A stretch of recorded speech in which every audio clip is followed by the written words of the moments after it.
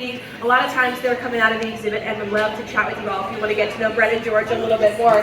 But you'll notice that they're going to start to descend down into this exhibit. Now, do I have any fellow divers in the audience today? Yeah, absolutely. So you know that there's really a science, there's an art form to diving, right? You're controlling what we call their buoyancy, where they're at in the water, and they're slowly descending down to allow their bodies, especially their ears, to adjust to the increasing pressure as they descend down towards the bottom half of the exhibit. Now, as you can see, they are already surrounded by a cloud of fish. Those fish are really attracted to their bubbly personalities, as I like to say.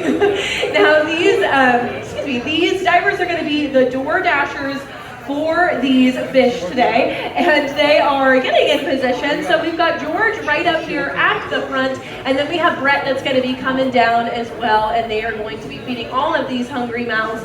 Now, we've got a variety of different fish on exhibit today. Of course, we have many, but to point out just a few, you'll notice these ones with these, they kind of look like tiger stripes. Those are called surf perches. We also have some oval eyes. They have those beautiful white spots along their backs. Going to be moving on over here. Ooh, we've got our sheephead right over here in the front. We like to call that the world's greatest San Francisco Giants fan because they are black, orange, and white. Now, our sheephead is actually really cool. They are able to swim right up over to our divers and get their fill along with all of these other animals. But you'll notice some of those smaller mouths are really going to be getting first dibs with what's on the menu today. So we'll see what George is going to be tossing out here in just a few minutes. And I really want to point out something very special that George is pointing out to me. Now, does anybody see it? Almost looks like a long snake right along the rock here, right along the kelp. We've got a long animal. This is called a wolf eel. Now, folks, this is a really exciting time because for a while now, the wolf eel has been doing its best Houdini act, camouflaging in the exhibit, and it has just recently started coming out into the exhibit to say hi to all of you and to our divers. So you'll notice we've got a wolf eel coming up to Brett there in the back. This is really cool, folks. I was hoping we'd see the wolf eel today, so you're here at a very special time. Now, it's specifically getting fed some vitamin cubes right now. Just like all of us, all of these animals here in this exhibit, they need vitamins as well, because sometimes the nutrients have been lost due to the freezing process of some of their other food. So definitely enjoy that wolf eel as he swims up to Brett. We also have some leopard sharks that are saying hello to all of you here right along the exhibit windows. Now, is anyone maybe a little bit nervous about Brett and George being in here with some sharks? They're getting pretty close to them. I don't see too many hands raised, so you folks are on the right track. These leopard sharks are actually known by our divers as the puppy dogs of the sea. They have Velcro-like mouths on the bottom of their bodies that act very Velcro-like in terms of them finding food along rocks and along the sandy seafloor. And you'll see that they're already going for that food that George is tossing out. Again, we've got those vitamin cubes. Looks like we've got some squid coming out as well. These fish tend to get a little impatient, but you'll notice they're really great at self-regulating. I find that fascinating that they'll grab their food and then you'll see them kind of start to swim away once they've gotten their fill. Now, again, we've got looks like we've got some krill as well as some squid that is coming out here of this basket. Now, we've got those leopard sharks that are swimming by. Let's see who else we can point out. We've got our sheephead right there. Again, that San Francisco Giants fan. The sheephead is actually an animal that our divers do want to watch out for during this feeding session because they have really strong jaws. They have really big mouths. So what our divers do is they will actually toss the food out into the water, and that sheephead will suck the fish into their mouths like a vacuum. They have those really powerful jaws, and you'll see those leopard sharks are again getting in on the action. Look, it looks like they're getting some yummy shrimp, and they're very good at catching that as well. If you ever see any food particles drifting down towards the bottom of the exhibit, have no fear. Nothing goes to waste here at the aquarium. We've got some friends down over here who are happy to take their fill. Now, I'd like to point out we've got a small orange fish right over here to the right. That is called a Garibaldi fish. It's our California state marine fish. They've got a beautiful heart-shaped tail. I actually have a really funny story about that Garibaldi. I was standing in front of the kelp forest before opening one day with my co-workers. We were saying hello to all of the animals in here. I saw the Garibaldi and I pointed to it, very exciting because it's one of my favorite fish. But I didn't call it a Garibaldi, I called it a Ghirardelli. Oh. I called it chocolate, and my coworkers have never let me live it down to this day. So think of me anytime you eat Ghirardelli chocolate or you see a Garibaldi fish out there in the ocean. Now we're continuing on with this broadcast feeding, and as we're feeding all of these hungry mouths, Looks like we've got some beautiful kelp perches. They love to nestle into the kelp. And we've got those leopard sharks that are really saying hello to you all today. Now you'll notice Brett is going to be over to the side, tossing out food for some of the other animals. They definitely work like an awesome dynamic duo, making sure that everyone gets their fill today, because clearly we've got a lot of animals in this exhibit, right? And all of these animals here have very special roles that help this kelp forest thrive. And actually one of the biggest players in a thriving kelp forest is the kelp itself. Believe it or not, we were actually the first aquarium in the world to exhibit real kelp on exhibit. And we want to make sure that this ecosystem stays healthy. And we actually play a part in that as well by exhibiting a program called Seafood Watch. These leopard sharks are really passionate about Seafood Watch too. And it actually is we have pocket guides for it where we talk all about sustainable seafood. So you don't have to worry about harming any populations out in the wild. So just like all of these animals in the kelp forest ecosystem are working together to have a thriving community, we as well are part of that food chain, and we can also help the kelp forest thrive by just being mindful of our seafood usage moving forward. Do we have any fellow seafood fans in the audience today? Yeah, woohoo! Shame on you, you're at an aquarium. I'm just kidding, folks. I love seafood as well. We even sell seafood in the cafe. It's quite delicious. The poke bowl is my favorite. But it actually works in a stoplight system. We've got a green category for seafood that the science says is A-okay for you to eat. It's not going to harm any populations out in the wild. A yellow category for good alternatives. We can have it every once in a while. And a red category for seafood that the science recommends you should try to avoid.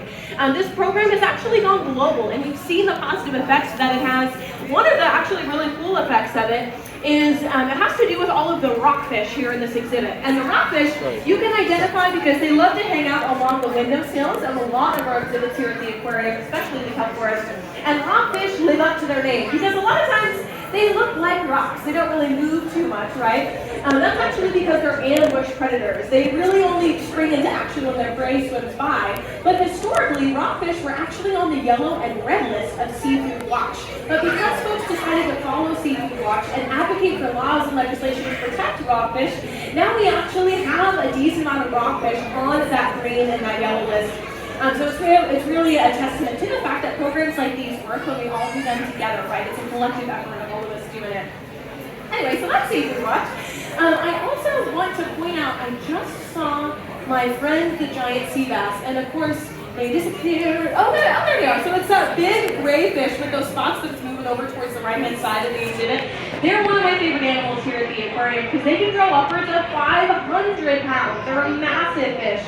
And you might be wondering why they're not necessarily participating in this broadcast feeding. That's actually because we target feed the giant sea bass. So we have divers that get into the exhibit, just like they're doing now, but they dive with targets in their hands. We've got 2 sea bass in this exhibit, so we have a target specific to each sea bass.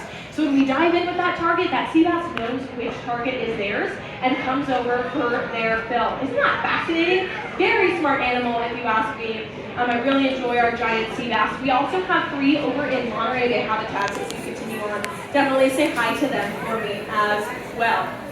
All right, now I mentioned that one of the biggest players in keeping the kelp forest thriving, just like all of us with our seafood usage, is the kelp itself. We were the first aquarium in the world to exhibit real kelp on exhibit. And for our founders, this is really a labor of love in learning how to make the kelp forest look like it does today. We actually learned the secret recipe to grow real kelp on exhibit.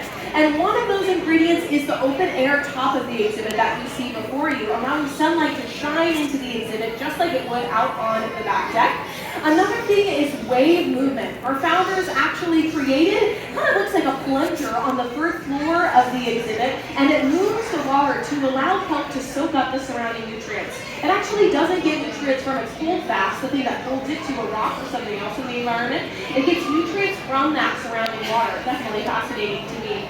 And it also needs, believe it or not, cold water, just like out there in the bay. I actually have a clip on the monitor on the left-hand side of the exhibit. We have intake pipes right off the back deck that filter 1,500 gallons of water into the kelp forest every minute. And that water then feeds into all of our other exhibits here at the aquarium.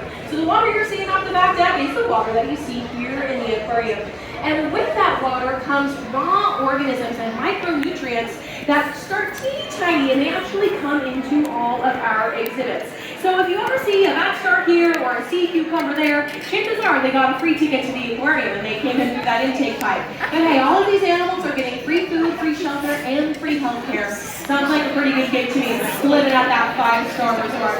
Actually, a majority of the animals that you see here at the aquarium, they're actually, they tend to live longer with us because we are giving them all of that love and that TLC, that tender loving care. So everyone's really living a good life here. We've got some squid action with our leopard sharks. And again, just like I was talking about with Seafood Watch, these animals are getting restaurant-grade, sustainable seafood. So we don't just want to talk the talk, we also want to swim the swim here at the aquarium, right? All right, now it looks like we're starting to feed out the smaller bits of krill to those animals, so you'll see them really start to cut over. We're trying to get some shrimp over this leopard shark, but it looks like they're doing some headbutts with some of the other animals right now. So we're kind of getting towards the bottom of this bucket with the krill bucket. Let's see if we've got any other animals that we can point out for you.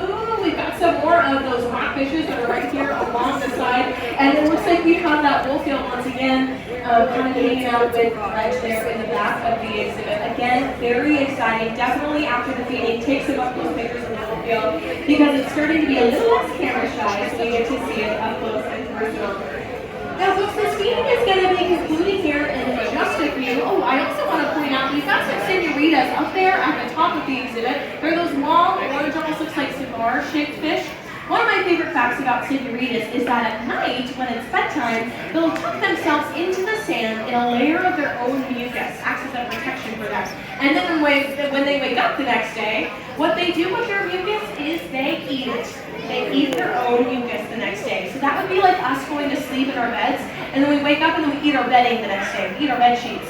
It's a little strange, right? But that's actually really useful for all of these animals. Like I said, everyone has a role to play in this kelp forest to allow it to thrive, and it's very similar to all of us. We're all coming in here into the aquarium with different backgrounds and different places that we're coming from, but we all have that common goal of coming in today, seeing some cool stuff, and maybe even learning a thing or two, right? So can you imagine the impact we can have on ocean conservation moving forward when collectively together, just like these leopard sharks hanging out over there, when all together we're being mindful of our Seafood Watch usage, we're being mindful of how our actions are affecting the ocean, whether directly or indirectly. And folks, good news, just by entering our doors here at the aquarium, you're helping us inspire conservation of the ocean and learn more about all of these incredible creatures. So I challenge you to take some of the fun things you learned today, start talking to your friends, your family members, your classmates, your coworkers, about all of these incredible things, and we can really start to have those impactful conversations about what we can do to help all of these ocean creatures because they are quite incredible. I know I want to see this for a long time in the future. I'm sure you all do as well. Now, folks, I'm going to start to hop off trying to chat with you folks and answer any questions, but I want to encourage you to come on up to the front of the exhibit. You can even take some pictures with our divers. They're going to be finishing up their feeding, so they're not necessarily going to pose for the pictures right now, but it is still an exciting opportunity to hang out with all of our divers. Also, if you want to head up to the third floor of the kelp forest after the feeding, feel free. Maybe you can catch a glimpse of Brett and George getting out of all their gear and things of that nature. Thank you folks so much for joining us. Please feel free to come on up to me and grab a Seafood Watch guide. If you have any other questions or if you simply want to chat about how you can talk about fish for a living as well, I'm more than happy to share my journey with you and other divers journeys as well. Thank you so much for joining us, and if you're moving on, please continue to have a fantastic day here at the Monterey Bay Aquarium. Thank you.